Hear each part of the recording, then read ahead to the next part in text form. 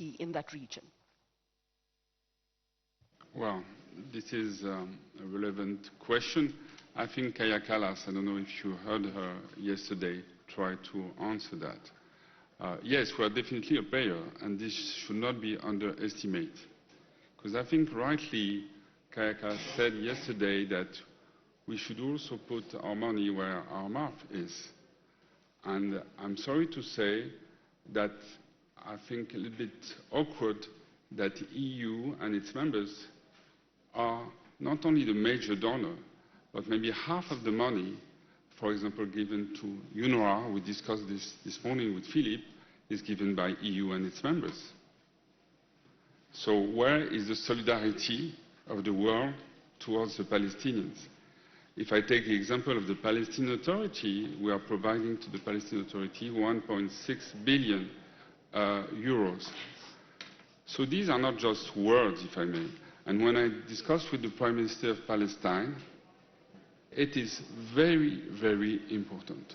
As you may know, the Palestinian Authority is on the verge of collapsing financially for several reasons. One of the reasons is that Israel is withholding the tax revenues. And here also it's not only about payment, it's also about demarching times and again. I've done this, Kaja Kallas has done this, and at other levels it was done also with the Israelis, so they release these funds. So payment is not just to be put aside. If we talk about humanitarian funds to Gaza, 1.5 billion euros were given by EU and their members for the last 3 years. And when I talk with UNICEF, with WFP, they don't put this aside, you know. We are talking about practical, concrete questions. So we also try to have some leverage on the decision taken by Israel. I have to admit that we have been unsuccessful most of the time. But who has been successful, if I may? Some don't want to be successful, and some are not successful. We tried our best.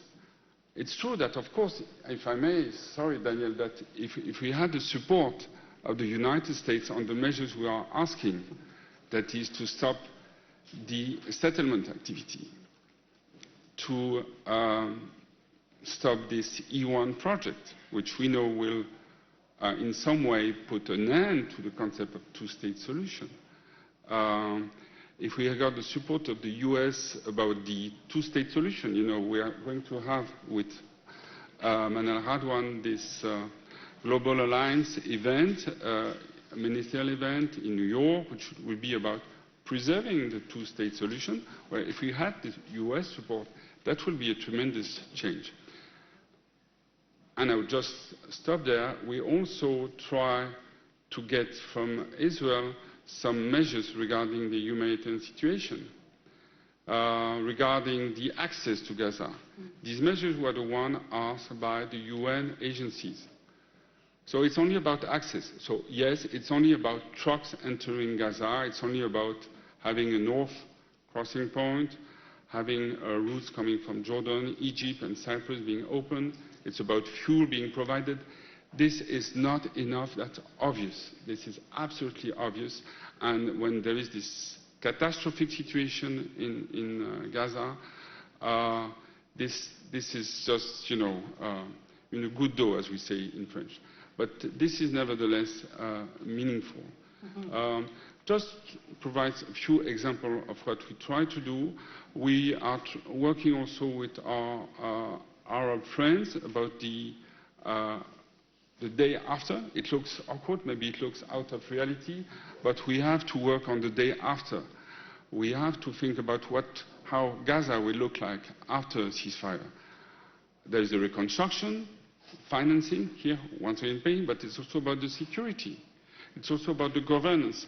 It is so important to use the day after to re-establish the unity of the Palestinian movement and authority. Because the division has been used to avoid any meaningful negotiations. And it's so important to allow Palestinian Authority to be a player and to be an actor in Gaza. Well, just to give a few examples. Sure, sorry for being a little long. That's just been made even more difficult. I'm sure you saw in the last couple of days that the Palestinian Authority, they have not been, or their visas have been revoked, can't attend UNGA in a couple of weeks. So this kind of isolation and privileging of different voices is complicating things. I want to bring in Saudi Arabia here. You know, we've heard the leadership of Saudi Arabia talking about normalization of relations with Israel, that the recognition of the Palestinian state is a precondition to that. But at other times, it feels as if Saudi Arabia is not using its political and economic muscle as leverage, that you sometimes hold irreconcilable positions, whereas you're talking about recognition of Palestinian statehood, but there are these emerging new relationships that are coming with the United States. Donald Trump received a very warm reception in Riyadh. I'm not suggesting that he should have been booed, no, I'm not, but the United States is a central player in what happens in the Middle East. So I guess my question is, are you using your political and economic leverage enough to push for recognition of Palestinian statehood, or have you privileged your pragmatic diplomacy, your economic pursuits above this question of Palestinian statehood? Well, thank you very much, and I want to thank the organizers for inviting me here. It's a great privilege to be here amongst you, and I also want to pay much respect to the Slovenian government for their very principled position and for leading with other European countries on recognition, which I would dare to connect to your question and say that without the leadership of Saudi Arabia, and I think my Slovenian colleagues and other European colleagues would attest to, taking this to the forefront, it would have been difficult to materialize and to sustain.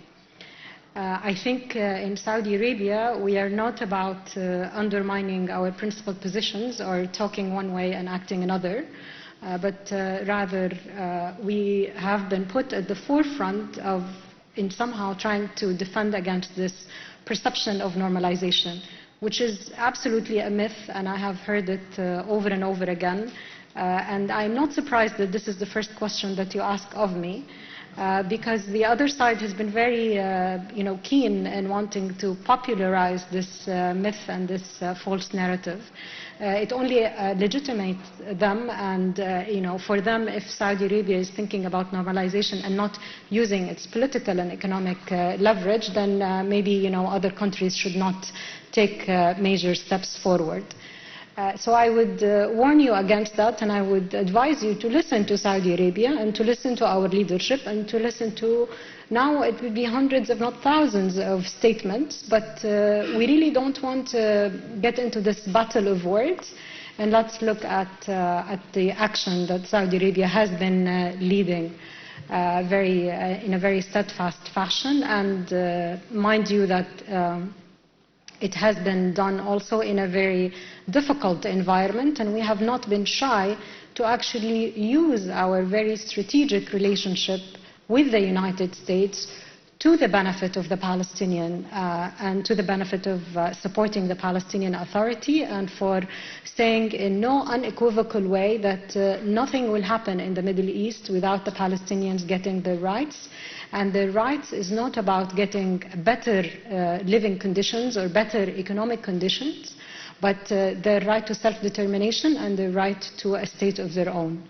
If we had privileged or prioritized our economic interests with the United States or with others as well, you would have seen normalization take place a long time ago, during the first Trump administration, during the Biden administration, or even when Trump came back to office.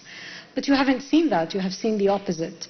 We still think, and I think many, if not all, agree that the U.S. is indispensable to any peace effort in the Middle East. And so it would be a fool not to use our leverage with the United States to bring them to the realization that we need to look at the grassroots of the problem. This is not about only securing the end of the ceasefire or the end of the war, but we are actually taking it 100 steps above that into ending the conflict altogether. This is the problem. The problem did not start with October 7th, dare I say that. The problem started with the occupation and with the persistent occupation. Now the problem is even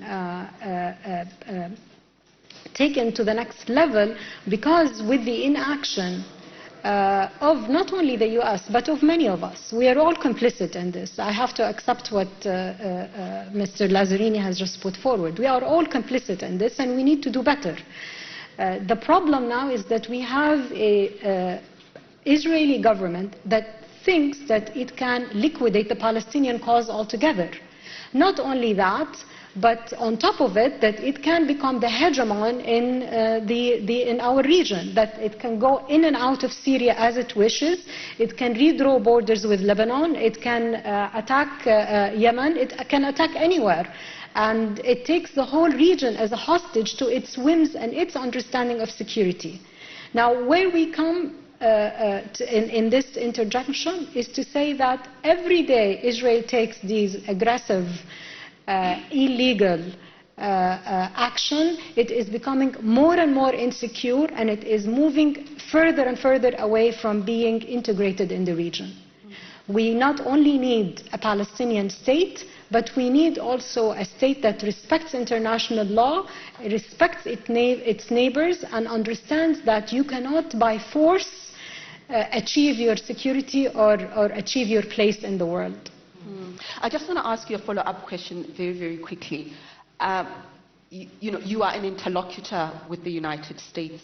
You've said quite clearly that it would not be wise or prudent, should not use your relationship with the United States to further cement the priority of the Palestinian cause. I know you're not a spokesperson for the US, but looking at the US from the outside, it is quite exasperating to understand its pathway on this matter. I'm referring to the latest reports that the former Prime Minister of Britain, Tony Blair, and Donald Trump's son-in-law were at the White House talking about the future of Palestine. I mean, the mind just boggles. Here you are as Saudi Arabia, here you are as the EU, you've got other players, Qatar, and so on. But two individuals just come and they negotiate with the President of the United States. As a role player in the way that you've described, how does that impact your suggested solutions and your engagement with the United States? What do you say to them when you see them also pursuing other paths that seem to just be exacerbating the crisis? Well, we make our position very clear publicly and privately. Saudi Arabia has principles in any resolution to the Palestinian conflict that is very clear. It has to rest on the realization of the Palestinian state. Anything short of realization of the Palestinian state is not going to be acceptable to Saudi Arabia. And I think that is important and that carries its weight forward. And we are privileged and honored to be advancing this position. I have heard my dear friend Christoph talk about the day after. I think the day after is a term that can be coined in any whichever way. What we are talking about is we are talking about a period where Gaza has been completely destroyed. The West Bank is under immense existential threat, and we need to stop and to put an immediate stop to that. And what we need is to empower the Palestinian Authority to deliver the Palestinian state. So whatever period of time we have in space and time, through an international coalition led by the United States, that is very much welcomed, the European Union and other European countries, the Arab countries at the forefront. We have the Egyptian Arab OIC plan. We are ready to work even closer with the European Union to develop practical ideas, also with the United States. And the objective is very clear: to empower the Palestinian Authority to deliver a Palestinian state within certain parameters and within a certain timeline. This day after cannot be about occupation by extension. So what Israel could not do by war, that it wants to get the others including Arab countries and including the US and including European countries, to actually pay the bill for and to extend this occupation and to completely prevent a Palestinian state from being realized. That is not acceptable for us, and I have to also say that I completely respect the steadfastness that the Palestinian Authority have shown. They are being cornered in every which way possible, and their arms are being twisted, including by denying them their money, including by trying to bankrupt them, including by trying to destroy the government of Prime Minister Mohammed Mustafa, who has gained tremendous respect worldwide in working under extreme severe conditions, but delivering on very difficult reforms that any European country. I've heard it from a European foreign minister, I wouldn't say which one. I said, what you have done in a few months we could not do in years. And under these really tremendous circumstances, they are still delivering, and they still want to service their people. We need to empower them. We need to help them. We need to be there with them, and that is what Saudi Arabia is doing, not only Saudi Arabia alone, but through its other partnership with Arab and Muslim countries, and through also its partnership with the European countries, and also through trying to impress on the United States that there is a solution to this. There is a solution to resolve the whole conflict altogether. This myth that we can live with the Arab-Israeli conflict or the Palestinian conflict for decades to come, and maybe somewhere our generations will liberate Palestine, is a big problem that is complicating everything and aiding to the extension of the occupation. We have to think in practical terms, and we have to believe that the liberation of Palestine is possible, and we have to work on that liberation right now. Okay, now let me bring you in here. Everybody agrees here. Let's go home. It's done. Everybody agrees that the situation is intolerable, that the humanitarian crisis is a stain on humanity's conscience, that the leadership failures have been visible. I'm just curious to know, with all of this being said, how is it being received on the ground? And I'm uncomfortable asking that question because I know that people don't know where their meal is going to come from. Children are dying of preventable diseases. Yes. We have heard and seen that there have been assassinations of aid workers, point blank range. I don't like violence. I don't even think I'm saying it properly. But aid workers being shot, journalists, over 200 being killed. So when you hear all of this, I'm curious to know, on the ground in Palestine, do people believe that the world is coalescing around a solution? Do they trust the messages? Would they trust what they are hearing today? But in answering that, I also want you to touch on what Manal Radwan also spoke to from my first question of this myth, the narratives themselves that are coming out of this crisis, the narratives of occupation, democracy, and resistance. How do these shape Palestinian expectations today? Look, I want to say... That's for me. Oh, sorry. I'm sorry. And then I'm coming to Danielle. Don't worry. So let me start by taking a look back, if I could. When this genocidal war started, we were in a position of, as Palestinians, of watching our world fall apart, minute by minute, of watching our loved ones killed, of everything we knew taken apart. And then being shocked by the fact that calling for a ceasefire was controversial. Right? So for months, we had to beg and convince world leaders, especially in the West, that calling for a ceasefire was the right thing, the needed thing to do. Right? It was controversial. And then when the world, and the Western world rather, moved past that supposed controversy of calling for an end to the slaughter, they started saying some of the right things, but still doing all the wrong things. And we seem to be stuck right now in a place where countries say the right thing, but are still not doing what they should be doing, which is to stop the genocide.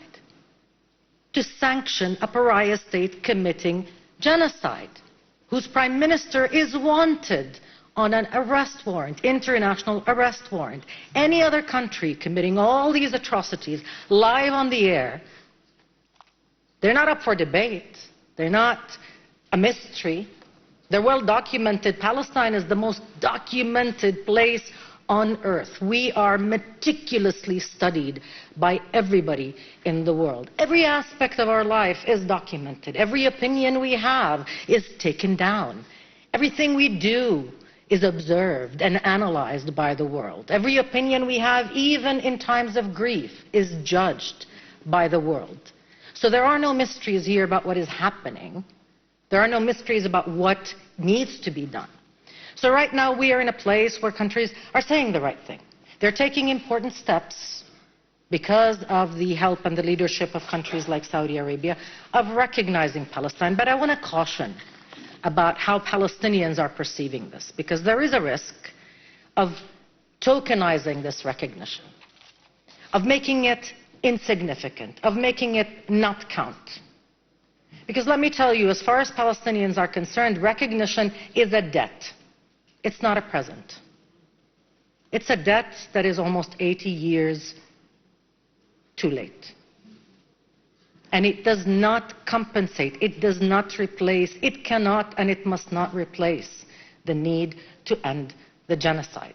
So if recognition is going to mean that countries will not allow Israel to do business as usual, they will not allow settlement products to enter their territory and their economy, they will not receive settler leaders, they will not do business with settler leaders, they will question and perhaps bring to account their dual nationals who are serving in the Israeli army and committing atrocities, who are investing in illegal settlements and committing war crimes, then by all means those recognitions will be welcome. But at this moment, as far as Palestinians are concerned, the priority is survival. And on that, no, the world is failing. The world doesn't see Palestinians. The world talks about recognition as if it's a present given to the Palestinians for being good boys and girls, for committing to Israeli security at a time when they're being annihilated, for committing to be a demilitarized state when and if Israel allows that state, while they're being exterminated, for saying thank you for the money that is being given to the government while our money, our taxpayer money, is being robbed and nobody is doing anything about it. In fact, some of those studies, and I'll conclude with that so I don't take up too much time, a lot of the studies that have been done on Palestinian economy say, without a doubt, that if Israeli occupation ended today, Palestinians would need zero assistance. So this is not about money. Palestinians are not beggars. We don't want handouts. We don't want the world to keep giving us money. In fact, I would dare say most Palestinians don't want any money. They want to be free. They want to be seen as equal in their humanity to others. They want to see the world value the survival of the Palestinian people on its own merits and not because it serves Israel and not because it makes Israel more secure. That is where Palestinians stand as they see their life being erased, as they see their country being erased. And that's not just in Gaza. That's also in the West Bank, where more than 70,000 Palestinians have been displaced just since January, where the Israeli government is openly, unashamedly telling Europe that in response to its announcement of conditional recognition of Palestine, they plan to annex 60% of the occupied West Bank, knowing there will be no consequences. Yeah. So the money, 1 billion, 2 billion, 3 billion, it goes down the drain. And Europe has been doing this for far too long not to get it. It's not enough to pay. You have to stop those robbing and destroying all the donor-funded projects. And then thank you very much. Keep your donor money, keep your taxpayer money for your own development, but set us free.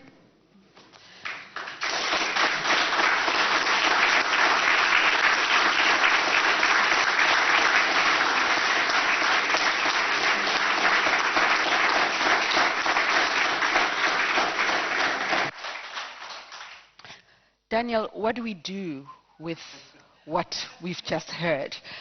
And it is not, I'm sitting here thinking, so basically this issue is not intractable. There are solutions. And many of us, I'm in my 40s, you grow up with the burden of Palestine and Israel looming so large over our existence that it's been there since I was born. But everybody here is talking about a way out, that there is a pathway out of this. What do you identify very sharply as the obstacles towards that? And more importantly, is there a realistic framework for rebuilding? What needs to happen and happen almost immediately? And who must do it? I'm glad you left the easy question to last already. Look, if I were to drill down on one word from all of that, I mean, it's come up, it's impunity. Do not expect Israel to behave any differently. If every time it puts an extreme project out there, it undertakes an extreme action, it goes out, puts its finger in the air, oh wow, we can get away with it. The collective response is they escalated. They went to the dictionary and they found the next word up from condemn. As long as the lived Israeli experience is, this does not affect our equities as individuals living in this country, Israelis will either endorse leaderships that are pursuing genocidal policies, or their opposition to that will be exclusively framed around get the hostages out, which is what most of the protests are about. I don't want to ignore those less numerical who do get and do stand up and do hold pictures of Palestinian children being starved, who get this is a genocide. But for the majority of Israelis, their society can live with this because that is the experience that they have witnessed. So what I would say to you is, there is a dynamic, of course, between what goes on inside Israel and what they feel from the outside. And if we just go through and list those things ready. Inside Israel, I wish I could report to you that society is split down the middle in terms of its treatment of the Palestinians. I can't, because that would be untrue.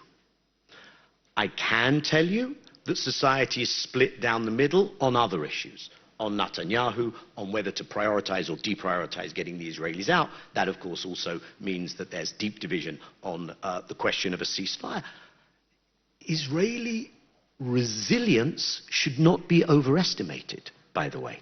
The degree to which fragility has not been tested is important. You started this session ready, and I'm not saying this to try and smuggle in a few extra moments of speaking time, but you started this session in a way that, perhaps coming from the Global South, is so unusual when I speak on Palestine. You gave us that experience of South Africa. Would the white Afrikaner community have changed its ways if it did not get given the signal by the outside community, by those who it cared about, by those who it plays sports with, by those who it did business with? Hey guys, this isn't normal. So in the course of a genocide, Israeli society has not been given that signal. Israel doesn't have an endless supply of reservists. It has a strong economy, but it's an economy that is plugged in globally. So if you want to change that internal dynamic, I don't say the sanctions can bludgeon them into changing, but the sanctions can free up a different conversation inside Israel, which is this worth the cost? Mm-hmm. Does the incentive structure look different now for whether we continue this or not? Is everything we're seeing in Gaza, including the killing of the witnesses, whether they're journalists or international aid workers, everything Philippe described and lives with every day in terms of the reports he gets from the ground? And then you look at that outside picture and you go through it.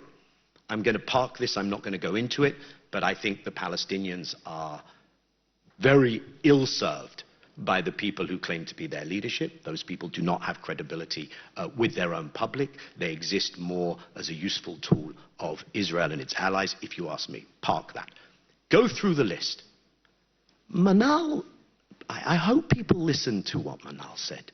She said something really important and really interesting. And I'll interpret it in my own words, if I may. Manal said, we are not doing appeasement. Appeasement of this Israeli government has not gotten us anywhere. Some went down that path. I'm going beyond your talking points.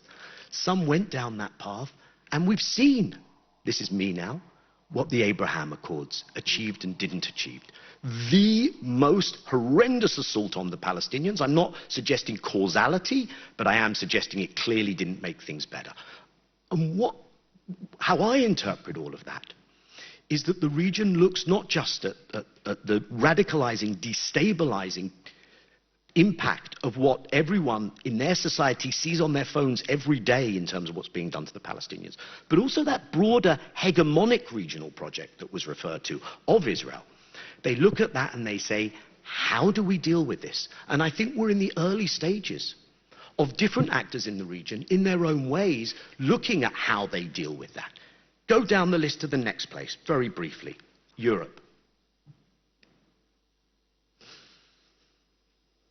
This is where Israel looks at its allies and says, are they going beyond rhetoric?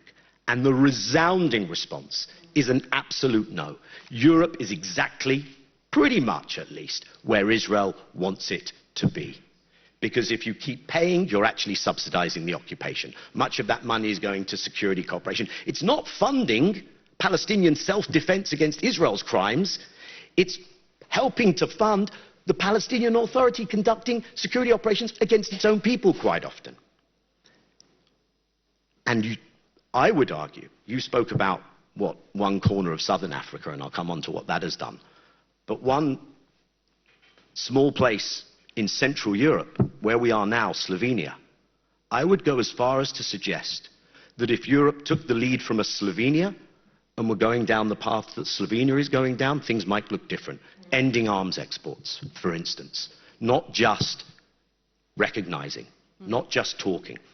Europe is a crucial trading partner for Israel. Europe is where Israelis travel visa-free and feel like they are connected to the world. Europe is where Israel participates in international sports. Europe is where Israel holds approximately a quarter of its assets in European banks. If you tell me that going down that list and addressing those things and showing Israel that there's a consequence wouldn't budge this equation, even without America, then I'd say you're smoking something very strong.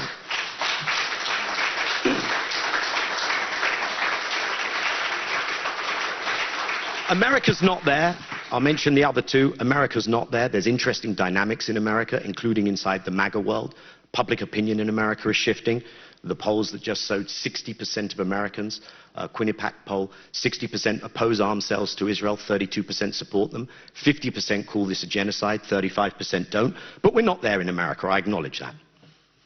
And the global south, that corner of southern Africa, that case at the ICJ, the fact that South Africa co-chairs something called the Hague Group. So far, it's all countries in the global south committed to actually taking measures. All of those things can shift this dynamic and put politics back on the agenda. And by putting politics back on the agenda, first of all, end the genocide. But second of all, let's not go back. Let's not pretend that there was a pre-October 7 peace process or reality that we are all just yearning to be back in. I know that compared to genocide, apartheid feels like a warm and cozy place. It isn't. So the alternative cannot be a return to apartheid. If I may, one comment. I've spoken, I've said some things as a former practitioner and an analyst, but I also want to say something very personally, as a Jewish person who genuinely is shuddering inside when I use the word genocide. I cannot believe that this is what is supposedly being done, or it's being done supposedly in our name, in our collective name. I believe there is nothing less Jewish, less learning from Jewish history than what the state of Israel is doing today. And anyone who tells you that acknowledging that, calling it out, calling for sanctions is anti-Semitic has an awful lot to learn from history.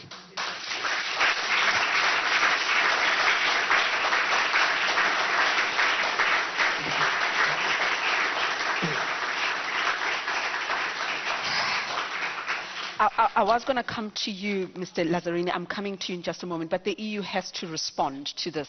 Apartheid South Africa was broken by sanctions.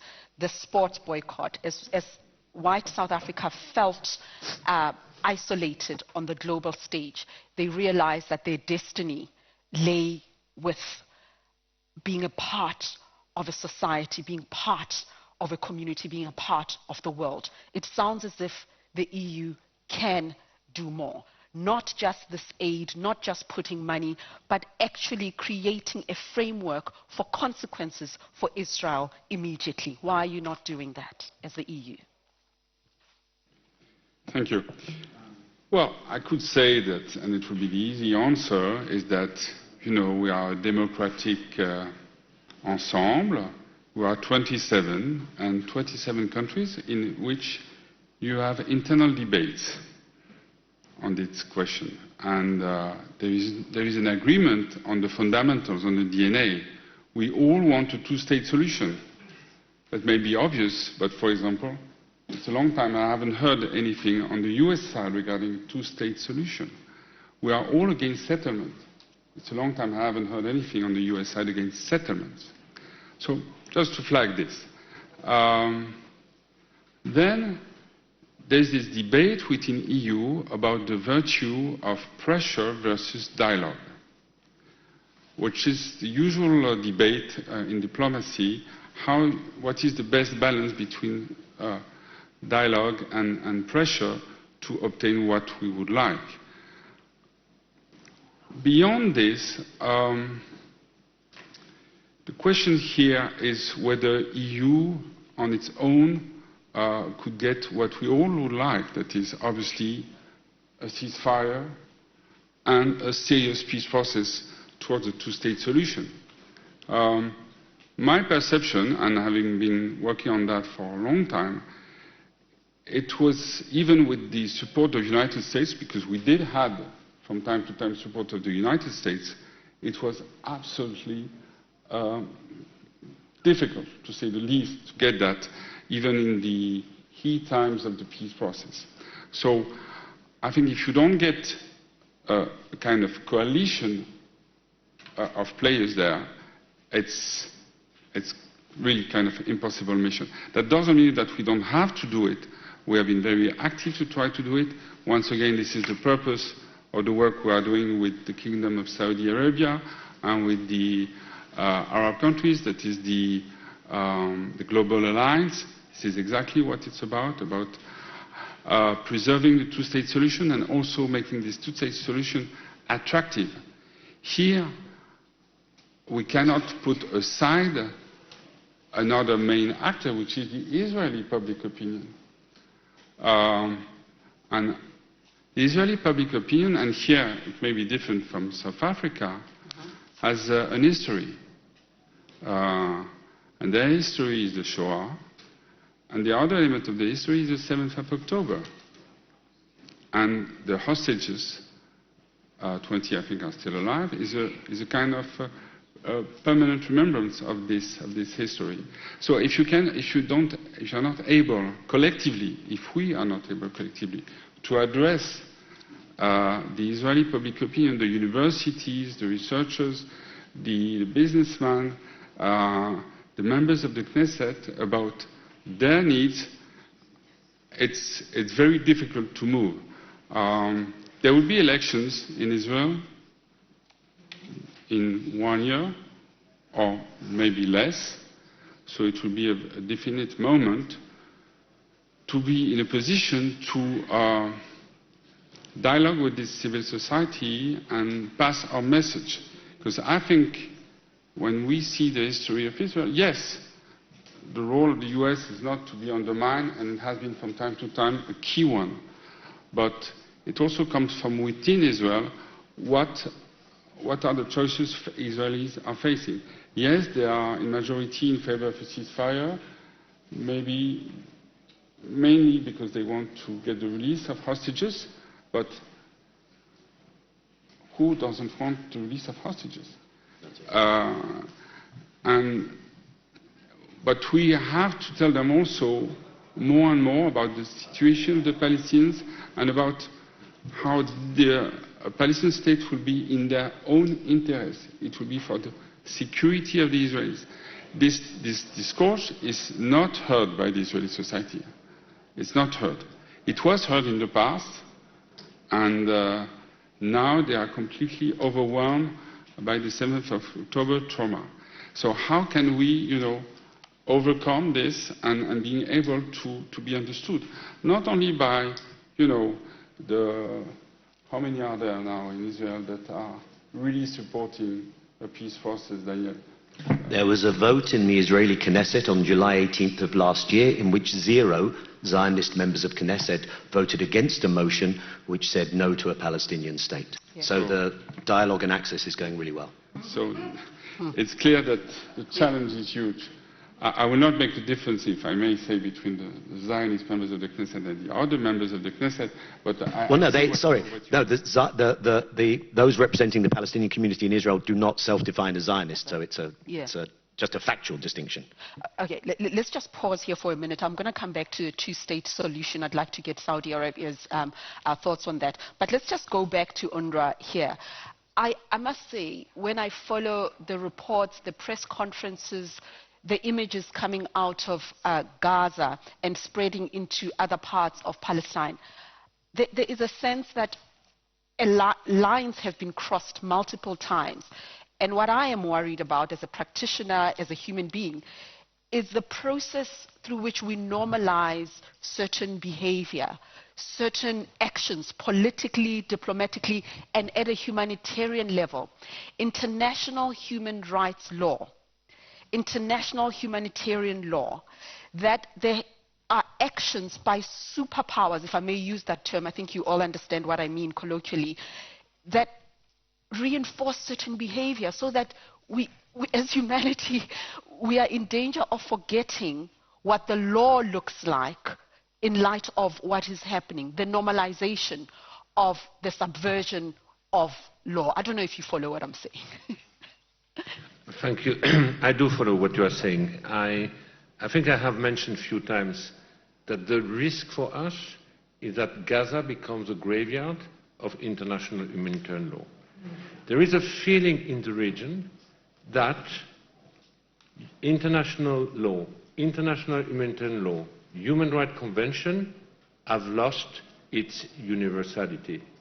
It is implemented depending on the situation we want to deal with in a different manner. So what does it mean? Obviously, what we have seen in Gaza has blatantly crossed any red line, to the extent that it's making the Geneva Convention irrelevant.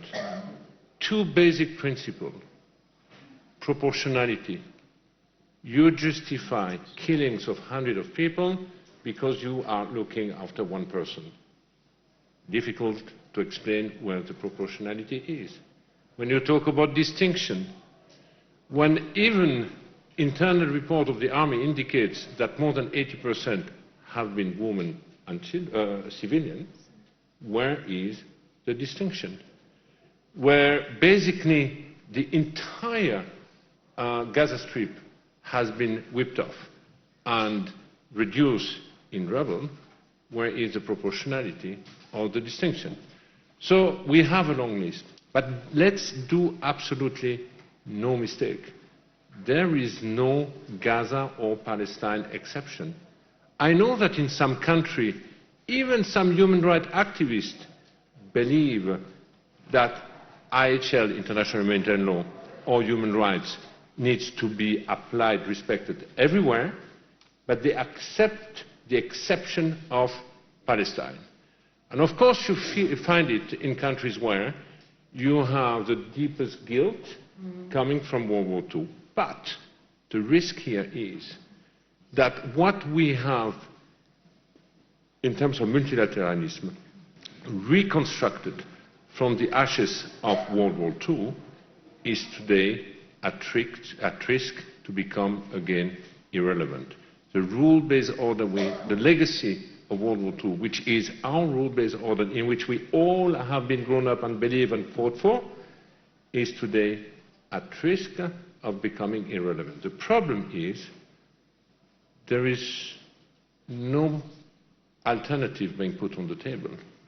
So what does it mean after that? And I go back to what I said before about the lack of compassion and the prevailing impunity. But if we are not capable, and I heard about the importance, and I hear this, to understand also the deep trauma which has been inflicted to the Israeli society in October 7. But if we are unable to express mutual empathy, the alternative is more of the same barbarism that we are witnessing. Is this the kind of value we want in the future our children to grow up? Certainly not.